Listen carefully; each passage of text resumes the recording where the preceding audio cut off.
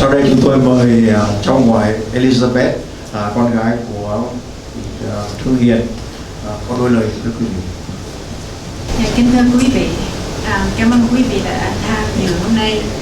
Cháu tên là Lê Thị Phương Dung, là cháu ngoại của ông Trương Minh Phù. Cháu xin lỗi trước tại vì tiếng Việt của cháu không rành lắm.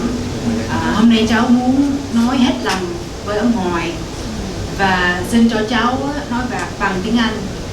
Một lần nữa cháu rất là xin lỗi và cảm ơn quý vị đã thông cảm.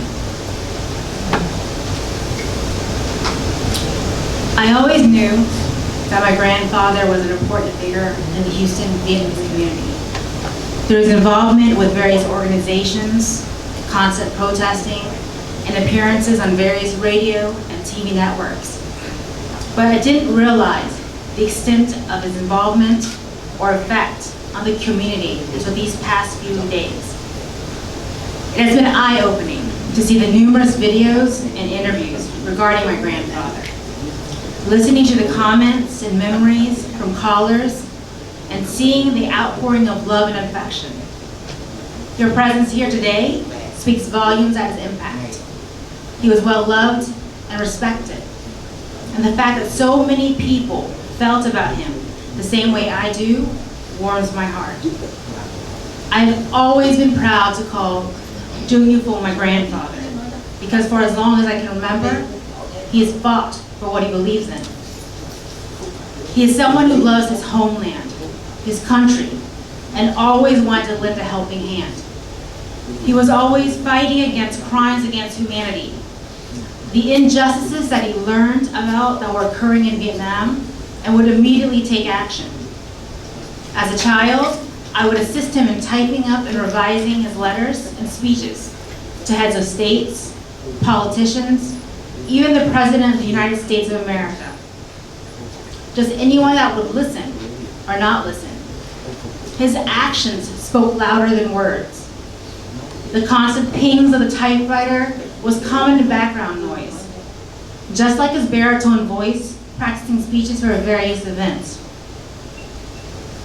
It was a certainty that his weekends would be spent protesting the latest cause or rallying people to get behind a new movement that would improve the Houston community for those that had fled Vietnam and now call Houston their home.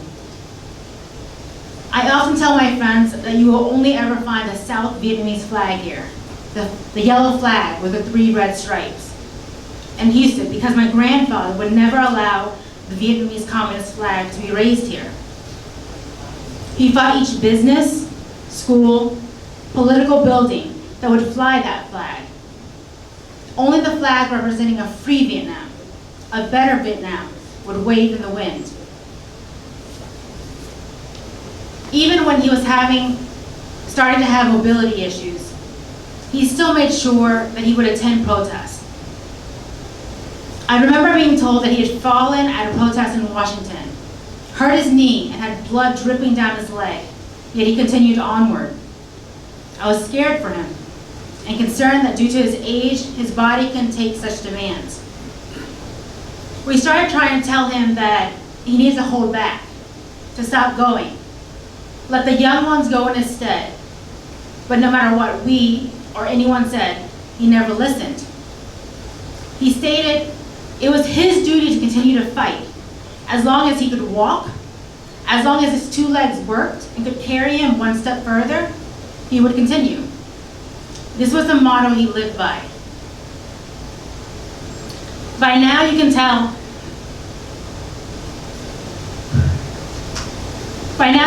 that I idolized my grandfather.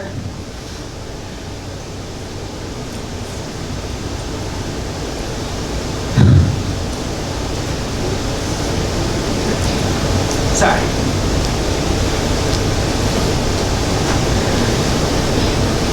While others wrote about heroes of history, game changers, our current political or celebrity figures, I wrote about my grandfather. My college applications were about how I wanted to be able to make a change like he did.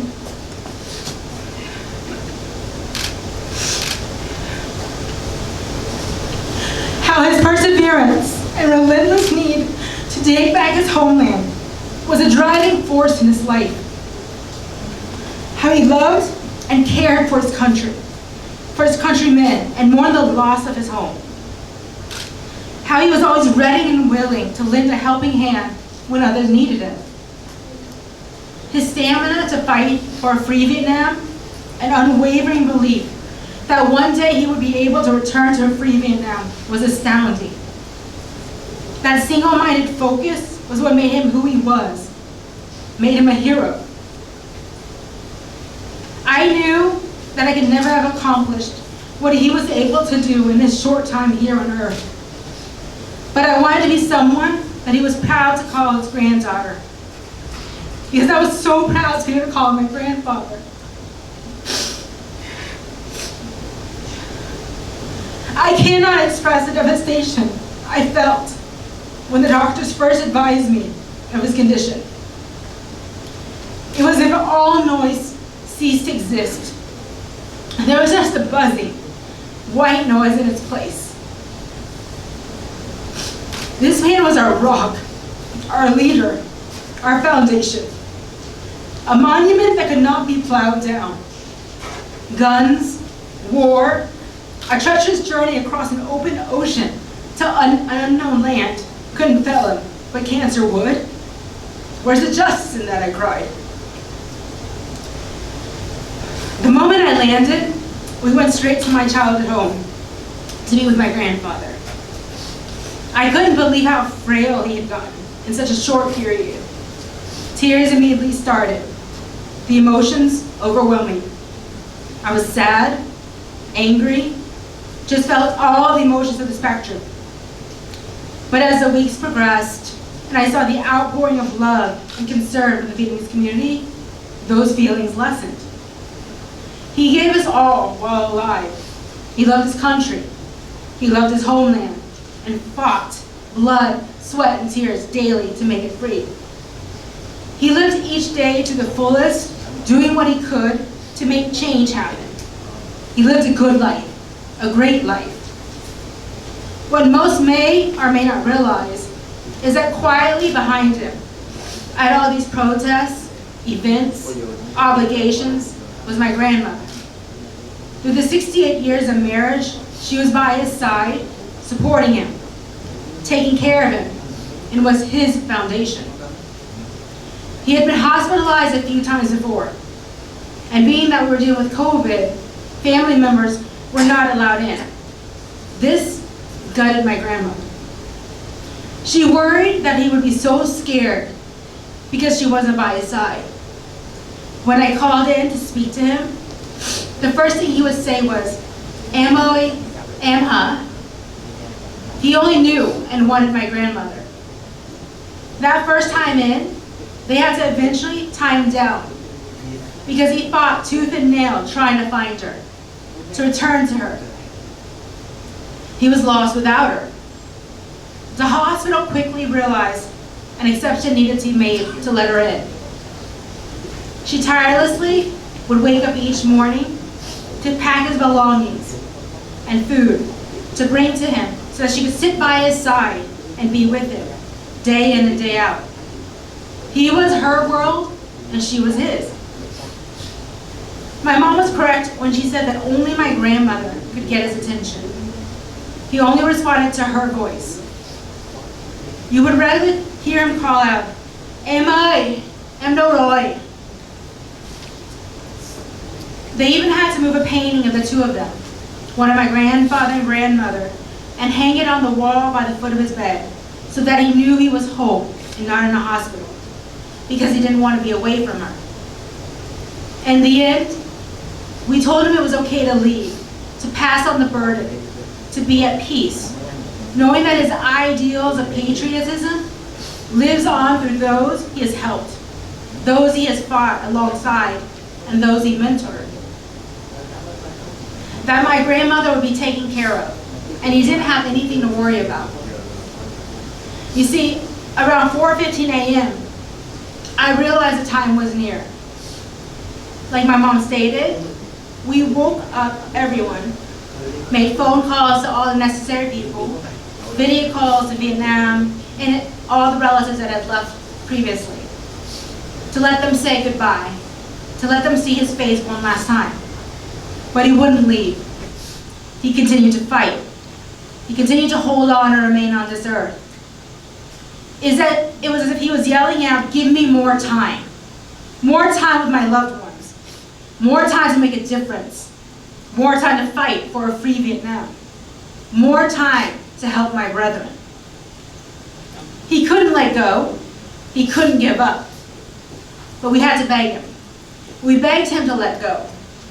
We begged him to stop being in pain. Be at ease. Go on to a better place. He was a fighter to the very end, doing his hardest to continue to stay with us, not giving an inch. He continued to live his motto to his last breath.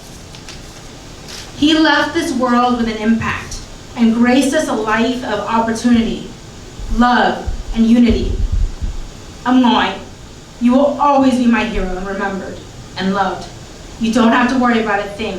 We will take care of Amoy. You've done more than enough.